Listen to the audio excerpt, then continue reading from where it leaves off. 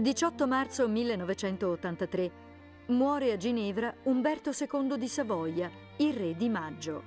Umberto nasce a Racconigi nel 1904, primo e unico figlio maschio del re, subito nominato principe di Piemonte.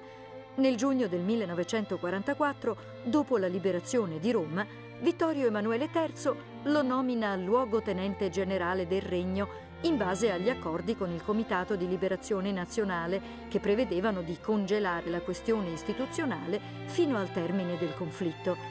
Il 9 maggio 1946 Umberto II diventa re d'Italia.